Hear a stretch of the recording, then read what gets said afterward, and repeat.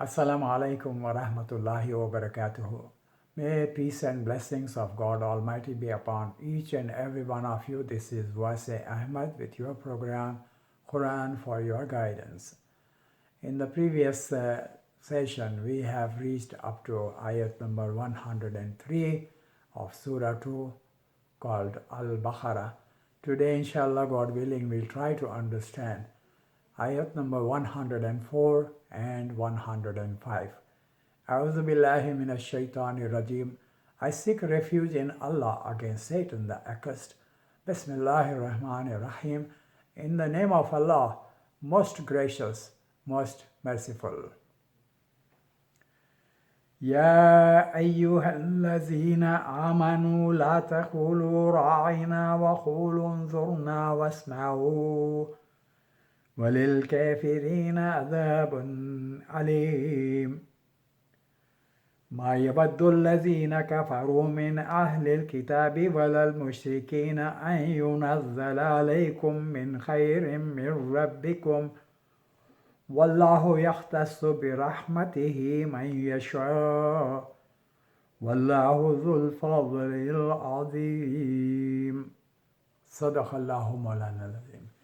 The general meaning in English is, believers, do not say to the Prophet, listen to us, but say, have patience with us and hearken. Grievous suffering awaits the unbelievers. Neither the unbelievers among the people of earlier revelations, nor the idolaters would like to see any blessing ever bestowed upon you by your Lord. But God favors with His mercy whom He wills. His grace is infinite. Entirely true are the words of Allah. These two ayats 104 and 105 has reference to the situation at the time of Muhammad, peace be upon him, the final messenger of God Almighty to humankind. There were people of the book, the Bani Israel tribes in Yathrib, the city, where Muhammad, peace be upon him, migrated from Mecca to Yathrib because of utter persecution and killing of his followers. So there were tribes of the Jewish descent from the children of Jacob, who were called Bani Israel because the title Israel was given by God Almighty to Prophet Jacob, son of Isaac, son of Abraham. So the people of the book would also attend the sessions of preaching conducted by Muhammad, peace be upon him.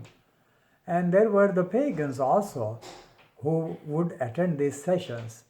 And either of those would utter a word, Ra'ina, which means listen to us or attend to us or give us your attention. But they would change the pronunciation in such a way that that word itself would mean something insulting or derogatory. So God Almighty is reminding people not to use that word, but to use unzurna, means be patient with us, look at us, or guide us. This respect that people had for the messenger of God is illustrated. And the people who followed Muhammad, peace be upon him, were instructed not to use those words that have been corrupted by other people, but to use some clear terminology which has respect and clear meaning, unambiguous meaning. And he also reminded that disbelievers will have severe punishment, either in this world or the hereafter, or both places. And further, God Almighty is informing us that whenever God bestows any blessing on the Muslims, the followers of Islam, Islam means submission of our will to the will of God Almighty.